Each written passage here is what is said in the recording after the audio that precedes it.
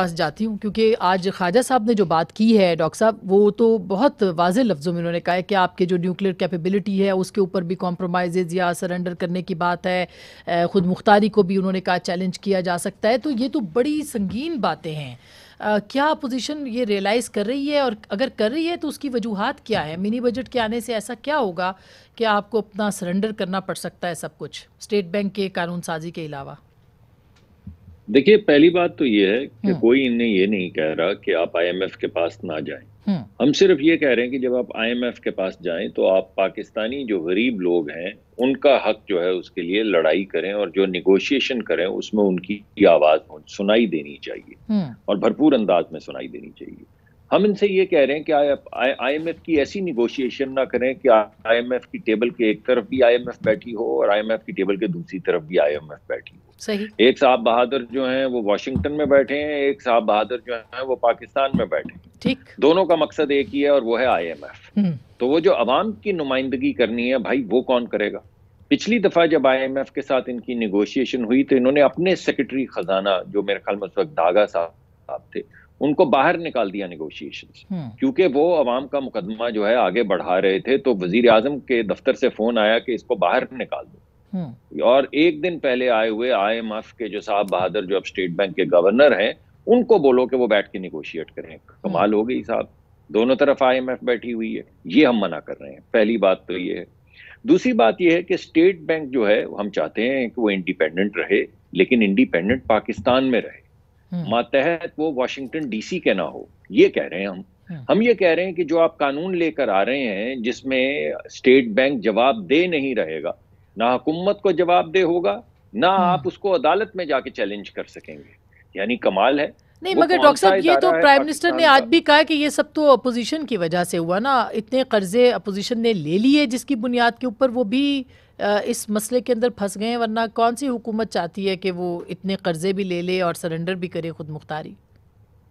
जिस दिन हुकूमत गई थी पीएमएलएन की, उस दिन इस मुल्क पे 25,000 अरब का कर्जा था, और वजीर आजम साहब ये मुसलसल कह रहे हैं कि हमने कर्जे लिए हैं कर्जे वापस करने के लिए। अगर कर्जे लिए हैं वापस करने के लिए तो फिर कर्जों का हुजूम तो कम हो जाना चाहिए। आज कितना है हजम? 25,000 जी, आज 39,000, यानी तकरीबन 40,000 अरब। 25,000 से 39,000 अरब तक का कर्जा बढ़ चुका है। तो आपने वापस क्या किया? यानी जितना कर्जा हमने 5 साल में लिया, उतना कर्जा इस हुकूमत ने पहले 26 महीने या 28 महीने में लिया, और अब उससे ज्यादा ले चुके हैं। तो ये कैसी एक अजीब बात है कि आप कर्जा लेते हैं वापस करने को, लेकिन हजम उसका बढ़ने के बजाय, घटने के बजाय बढ़ता चला जा रहा है। ठीक। हमने तो कर्जा लिया तो हमने 11,000 मेगावाट या 12,000 मेगावाट। अच्छा, मैं कुंडी साहब सर मैं वापस इस पॉइंट पे आऊंगी। कुंडी साहब, अब ये आज शहरी दूसरी मैं आखिरी बात एक करना चाहता हूँ। एक सेकंड। जी जी। देखिए, इस वक्त जो बजट के लेकर आ रहे हैं ना, वो ऐसा ही है जैसे सांप के मुंह में छछूंदर। अगर ये खा लें तो भी मर जाएं, और अगर ये छोड़ दें तब भी मर जाएं। अगर ये छोड़ देंगे तो आईएमएफ का प्रोग्राम इनके हाथ से निकल जाएगा, जिसमें ये बिल्कुल मुलाजमत कर रहे हैं, बिजली का बोझ, गैस तो का अपोजिशन के लिए ये विन विन सिचुएशन है, इसलिए अपोजिशन हाथ पे हाथ धर के बैठी है। बिल्कुल नहीं, बिल्कुल ऐसी बात नहीं है। अच्छा, ऑपोजिशन के लिए ये सिचुएशन बहुत कर्ब वाली सिचुएशन है, बिकॉज ये जो 1700 चीजों के ऊपर से ड्यूटी लगाएंगे, या जो पहले सस्ना दिया हुआ था उसको खत्म करेंगे, उसका बोझ अवाम पर पड़ेगा। आप 30-35 हजार रुपए कमाने वाले शख्स का बजट तो बना नहीं सकती। जब उसकी बिजली की कीमत भी बढ़ जाएगी, गैस की कीमत भी बढ़ जाएगी, और डॉक्टर साहब बिल्कुल सही बात है, लेकिन फिर होना तो ये चाहिए था कि शहबाज शरीफ साहब यहाँ पे डेरे लगाते इस्लामाबाद के अंदर, अपोजिशन को इकट्ठा करते, वो लीडर ऑफ द अपोजिशन है, वो कोई इसके अंदर हिलजुल होती। हमने तो कोई ऐसी हिलजुल नहीं देखी, माजरत के साथ ना ही शहबाज साहब हमें नजर आया। जी, हमने तो हिलजुल देखी है, यकीनी तौर पे आपने नहीं देखी होगी, मैं उसको चैलेंज नहीं करता। तमाम ऑपोजिशन के रहनुमाओं से गुफ्तगू भी जारी है, पार्टी के अंदर भी गुफ्तगू जारी है, हर पार्टी जो है वो मुतहर्रिक भी है।